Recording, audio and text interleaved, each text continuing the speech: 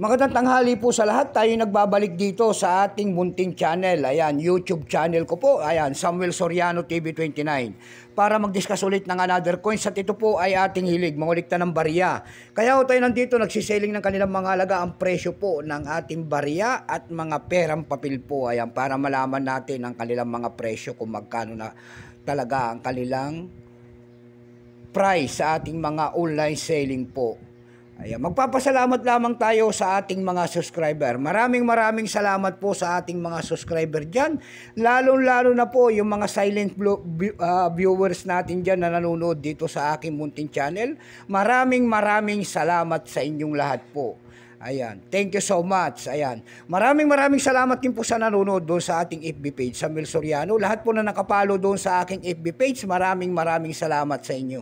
Lalo na yung mga nagsisit ng star sa akin dyan, maraming salamat po sa inyong lahat. Ayan, yun naman pong hindi pa po nakapag-subscribe dito sa aking munting channel. Anyayahan ko lang sana kayo at malaking tulong na po o bagay ang inyong gagawin. Tulad na lamang po sana ng ating pagpindot ng ating subscribe button, like and share. Para ma-update ko kayo sa mga latest ko pang gagawin mga video po. Mayroon na naman tayong pag-uusapang barya at ito po ay barya ni Juan Luna, 25 centimos po. Ayan. Pagkatalikod po ay makikita natin ang dalawang year 1949, ayan ang pagtatag ng ating Bangko Sentral, and then 1979 ang kanyang year ng paglabas. Ayan, makikita natin na isang imahe naman ng isang lalaki, nakataas po ang kaliwang kamay po handang makipagdigma. And then ang bagong lipunan series in the Republika ng Pilipinas. Nakapaloob po ito sa bagong lipunan series po, siya po si Juan Luna.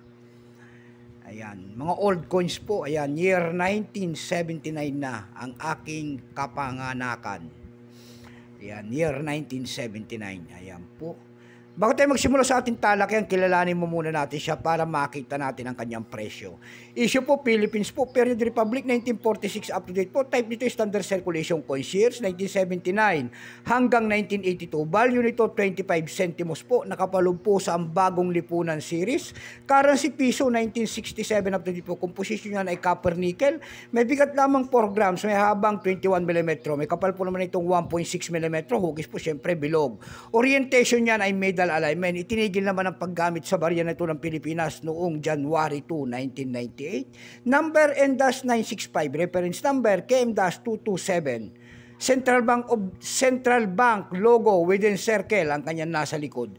Ito pong year 1979, ito po ay BSP Mint. Tatlong klase po ang inilabas sa barya na hawak natin. Pero itong ating hawak ay 1979 BSP Mint. Ito po ay 36%. Kung ilang piraso naman ang ginawa ng ating Bangko Sentral sa barya na hawak natin, ito po ay 20,725,000 piraso po. May price na po yan doon sa ating numista kung tawagin ng ating mga kolektor. Yung kanyang very fine 17 pesos, extra fine 17, almost uncirculated 19 pesos. Yung uncirculated po nito ay nagkakalaga po ng 29 pesos. Dako tayo sa kanyang mga presyo, ayan.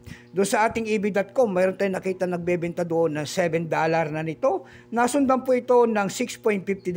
Yung pinakamalit po ay $2.99. Dako tayo sa ebay.com PH po naman. Sa ebay.com PH po, mayroon tayong nakita nagbebenta doon ng 223 pesos. Nasundan po ito ng 363 pesos. Dako tayo sa Carousel PH, pangatlong website.